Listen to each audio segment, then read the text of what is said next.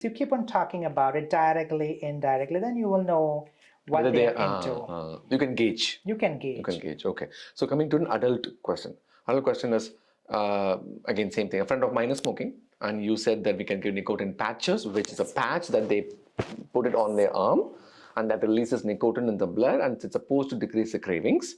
It doesn't suppress it completely. So during the intermittent cravings, you take nicotine gums. It's a bubble gum. It's a bubble chewing gum. Chewing gum. And again, there is a style to chew it. It's not like the regular bubble gum and you blow a bubble. So the nicotine gum has the nicotine built inside the gum. So it is just not going to be released. So you have to chew on it. I see. And then you will get a pepperminty flavor. Once you get that, then it's called parking. Literally, it's called parking. You park it in between your gum and your cheek, and then let it absorb. Is that right? Okay. Yes, if you keep on chewing it, all that nicotine is going to release right away. And so you're going to get a high of nicotine, which you don't want. You want to suppress, you want to get your nicotine levels under control. You don't want highs and lows. Because that's when the problem is. Once you get a high, a 2 milligram tab of gum or a 4 milligram gum, it will be done in like 5 minutes if you chew very hard on it. Then you'll be taking more and more, which we don't want. The whole purpose is to cut down even nicotine. So if somebody is smoking like 10 cigarettes a day, and if they are well-built, average build, then you start with 21 milligrams of nicotine. For a few weeks, cut it down to 14, cut it down to 7, with a plan to stop in a few weeks. So you're talking about, again, the dosage, right? The dosage. So 21 grams is the first milligrams. Milligrams.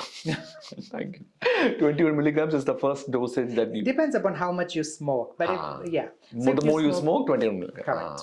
And what is how long does it last for? Like 1 year? What? The prescription, the patches, the gums that you can try? No, you can last as long as you want. But usually you should have a stop date. Which is 3 months, 6 months? Yes, 3 to 6 months. Because after that, if it is not, then you are doing something wrong. I see. And or that you are using nicotine products and you keep on smoking, which is a dual use, which is absolutely wrong thing to do. That's true. That's true. All right, super. So I'm going to summarize all this, what you said. Okay. Number one, let's say somebody is smoking.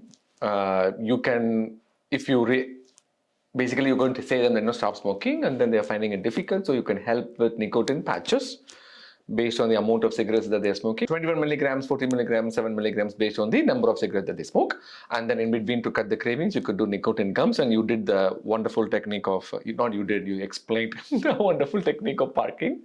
And then the biggest thing you said was set date, 3 to 6 months, and then you reevaluate. The reason I'm asking this is we here in US, when we go to Costco, when we go to any big store, you do see those lozenges and gums and the patches, and many people have asked me, can I buy this and then give it to my friend? Is that okay still? Well, yeah, it is okay to give it, but these are still medicines. So you can still get side effects from it. So just because it's available over the counter or in Walmart or in Costco does not mean that they are safe products. But we can give it a try. You can give it a try. But again, for example, gum, right? So gum is like, you leave it outside and anybody can touch it, including the kids. So you have to make sure that it is not reachable. Of course, of course. Same thing, for example, if there is a nicotine patch that's lying around, sometimes we are very smart and we want it to last longer, and so we'll cut it. And so if you cut it, all those nicotine is going to be released right away. Wow.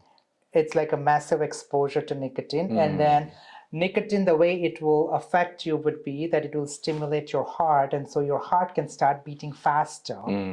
You can develop agitation, you can develop anxiety.